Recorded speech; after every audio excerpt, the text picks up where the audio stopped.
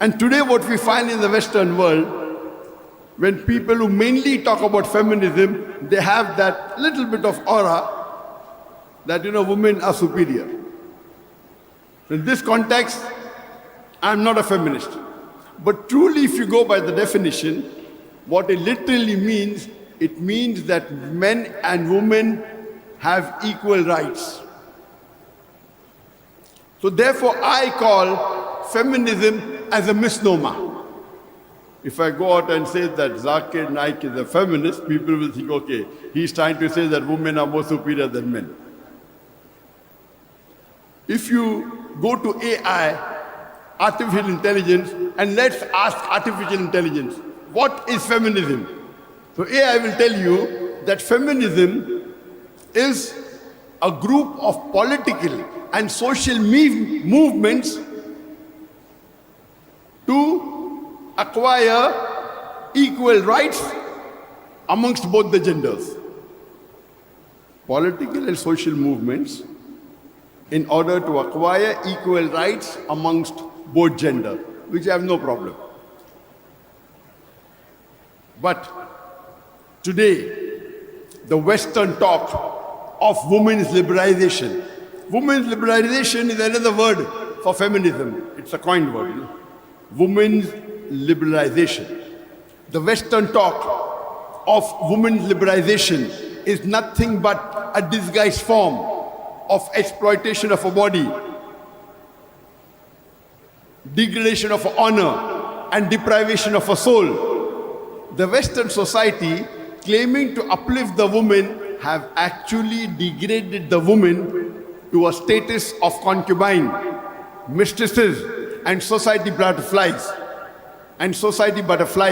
Which are mere tools in the hands of pleasure seekers and sex marketeers, which are hidden behind the colorful screen of art and culture.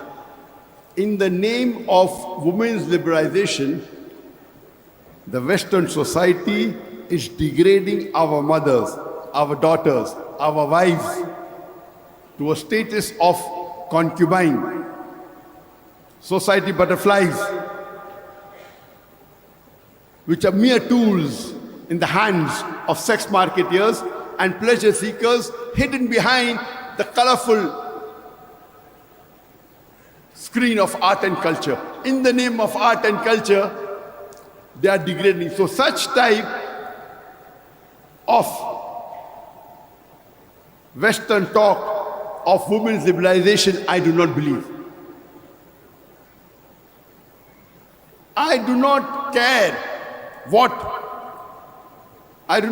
about the modern ideas, the conclusions and categorical remarks made by scientists and unexperienced armchair experts as how a life should be led by a woman.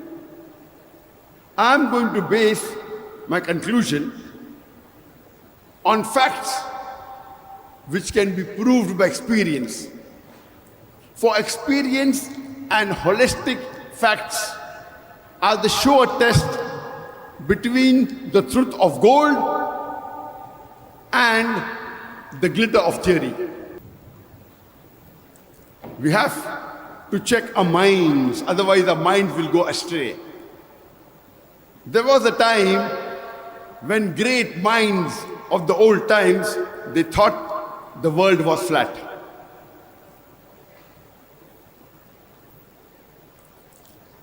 And if we find in the media, there is virulent propaganda regarding Islam. The international media is bombarding misconceptions regarding Islam. And there was a time before 9/11, the maximum target regarding Islam was on the topic of women's rights. So most of the misconceptions before 9/11 were regarding women. Why does Islam subjugate the woman by keeping her behind the veil? Why does Islam give permission for a man to have more than one wife? Why do women inherit half as compared to that of the men? and so on and so forth. After 9/11, the top of the charts changed.